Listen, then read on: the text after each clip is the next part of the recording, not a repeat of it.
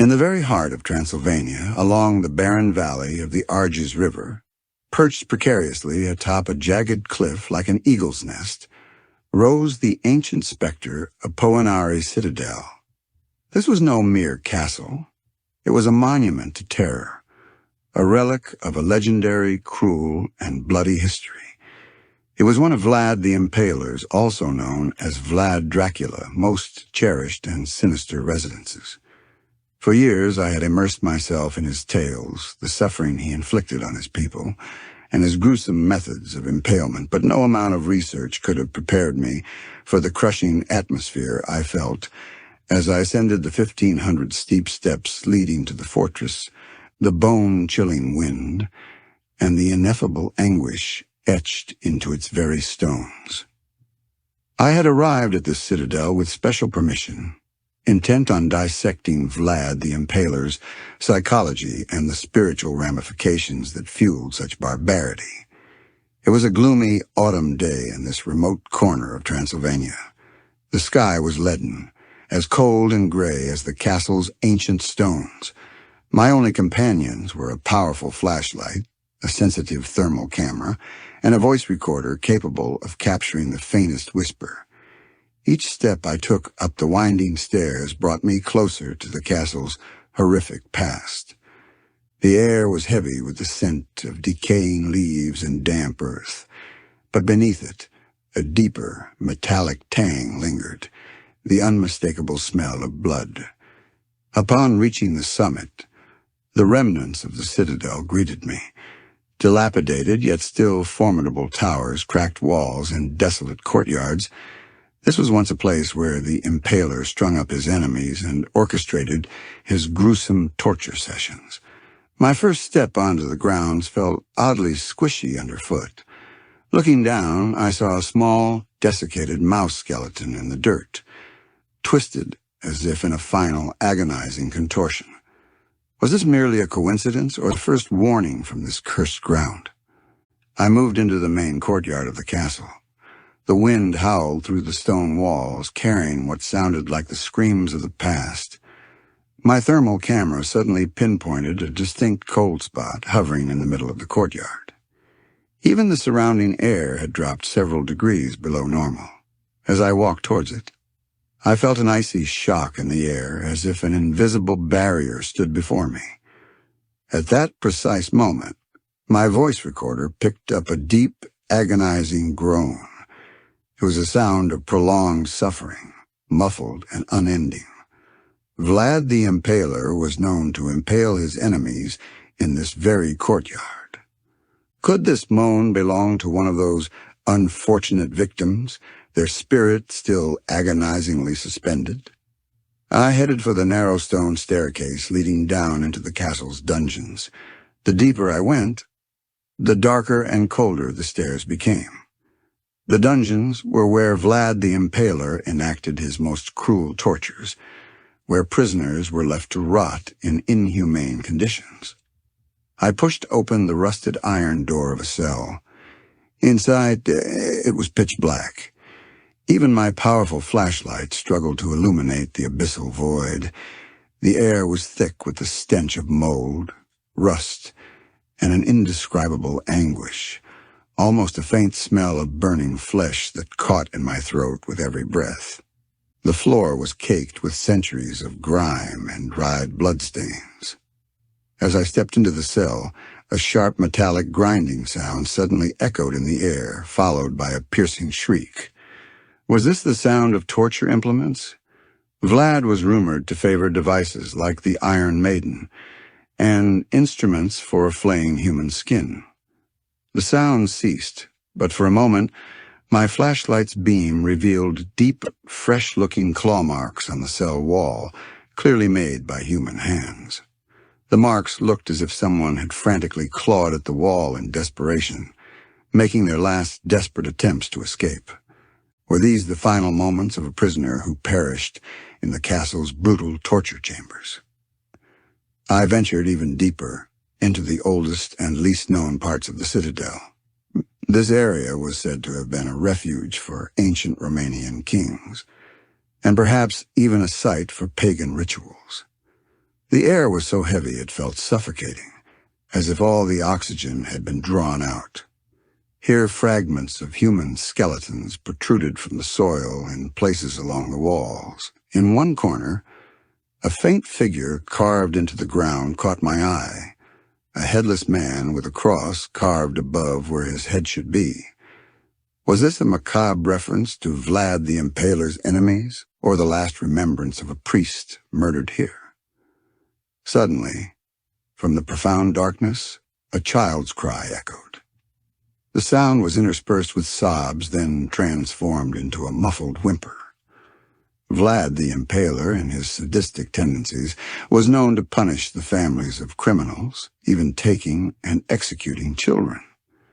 Did this cry belong to one of those innocent victims? My thermal camera showed a small heat signature near the floor in a corner of the cell. It was as if someone had huddled there, seeking refuge from the cold.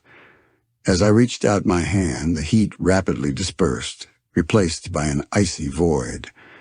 At that moment, a very faint, barely audible whisper resonated in my ears. Cold, so cold. In the deepest part of the dungeons, I entered a claustrophobic cell with a low ceiling and narrow walls. The air was so heavy my lungs tightened. On the floor, I saw dark, dried bloodstains that had clearly been there for centuries. This particular cell was rumored to be used for prisoners left to die after torture. In one corner, a faint inscription carved into the wall caught my eye. Eternal hunger. This single phrase carried the entire weight of the despair and horror of this place. At that very moment, I felt an icy breath on the back of my neck, and a very low voice, as if whispered directly into my mind, hissed, "My blood. Mine." The voice was masculine, deep and guttural, as if someone had spat blood with their last breath. I discovered a secluded section of the castle, not even marked on any map. This area was said to have once been the castle's water cistern, but later became a pit where tortured bodies were dumped. I crawled through a narrow, moss-covered tunnel. At the tunnel's end, there was a small, dark, domed chamber. In the center of the room, there was a dried, brownish stain on the floor. As I stood at the doorless entrance to the chamber, a sharp, metallic scent of fresh blood suddenly permeated the air. Then a fleeting image flashed before my eyes, a naked, blood-soaked body, cruelly impaled on hooks, dripping into a pooling crimson stain beneath it. Was this one of Vlad the Impaler's victims?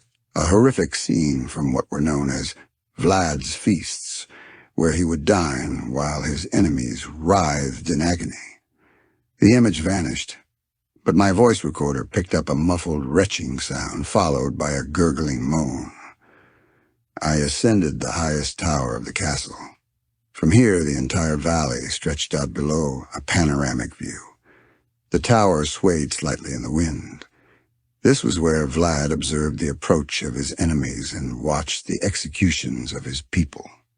As I peered out of a gap in the tower, I suddenly thought I saw a reflection of a battle from millennia ago in the valley below. Horses neighed, swords clashed, and hundreds of people screamed. The vision disappeared in an instant. But at that moment, embedded in the stones of the tower at my eye level, two bright red dots materialized. They were small but emitted an intense light, as if a pair of glowing eyes were watching me. As I approached, the dots became more distinct, seeming to float towards me. An indescribable terror seized me. Was this Vlad the Impaler's bloodthirsty spirit, still surveying his castle and lands? As the dots drew nearer, I detected a burning, sulphurous smell in the air. In an even more secluded corner of the castle, I discovered the ruins of a small, dilapidated chapel. This was said to be one of the places where clergymen were slaughtered during the castle's capture. In the center of the chapel stood an overturned stone altar. A dried, brownish stain on the altar stone caught my attention. as my fingers touched it. I felt that the stain was sticky and ancient blood. At that moment, above my head, a priest's high-pitched, piercing scream echoed, followed by the dull thud of a wooden blow, cutting it short. Afterward, my voice recorder inexplicably captured a whisper of a prayer in Latin. The last words of the prayer cut short by a bloody gurgle. Were these the final moments of the clergyman who perished here? The chapel walls seemed to replay the horror of that instant. Deep within the castle, I stumbled upon a damp and dark chamber. This must have been a place where torture instruments were stored or used. Iron rings and rusted shackles on the wall stood as silent witnesses to past agonies. As I stepped into the room, a metallic clang and rattle suddenly reverberated in the air. It was as if an invisible hand was striking the rusty chains and iron implements together. The sound quickly developed into a rhythm, each strike like the final beat of a prisoner's heart. Then, accompanying these rhythmic sounds, a chorus of numerous muffled groans and guttural wheezes emerged. Were these the spirits of countless victims who had died on these torture devices, their skin flayed, their limbs torn? My voice recorder captured this cacophony with incredible clarity, and I recoiled, trembling. The room's atmosphere was so heavy I could barely breathe, as if I were surrounded by suffering souls. In the outer courtyard of the castle, I found an old well covered by an iron lid. Horrific stories circulated about Poenari Citadel, claiming that the bodies of enemies killed during sieges were thrown into this very well. I pried open the lid and shone my flashlight down to its bottom. The light barely illuminated the dark surface of the water. At that moment, from the depths of the water, I saw a pair of bright yellow eyes staring up at me. The eyes were not human. They resembled those of a predator, glowing in the darkness. I felt them watching me, and my fear intensified. The water suddenly began to ripple, small bubbles forming on the surface as if something was rising from below. Then a muffled growl emerged from within the water, followed by a slithering sound against the muddy surface. Was this a restless spirit drowned in the well, or an older, more malevolent entity guarding the castle's dark secrets? As I moved through a crowded passage inside the castle, rounding a corner, I suddenly felt a shadowy figure swiftly pass by me. The figure was massive and indistinct, as if gliding through the air. Despite being entirely black, it had a discernible shape, a tall, cloaked silhouette, and the outline of a heavy axe in its hand. Was this the spirit of the executioner in Vlad the Impaler's service, that cold entity responsible for countless deaths? As the shadow passed, a sharp scent of iron and blood reappeared in the air, this time far more intense and nauseating. My voice recorder at that very moment captured a deep, low but distinct chuckle. The laugh was not human. It was more like a cruel, mechanical cackle, as if a killer was enjoying their work. I turned around but saw no one, yet I could still feel that smell and that laughter imprinted in my mind.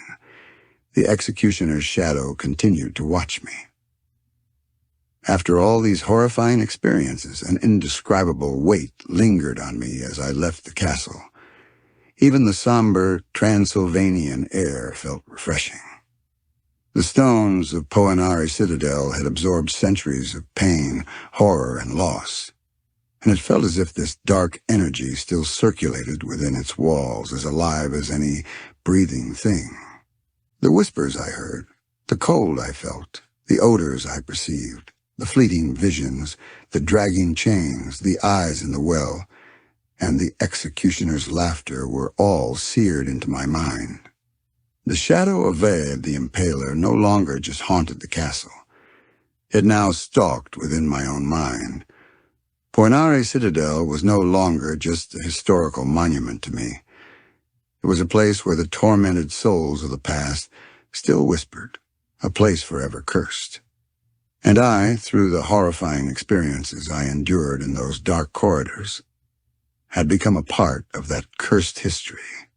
I would never dare to inquire about the secrets behind that steep cliff again, because the castle's whisper had told me, "You are with me now.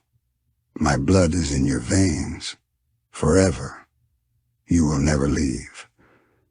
And I knew that story, like a persistent shadow, would live with me. Forever. Never allowing me to find peace.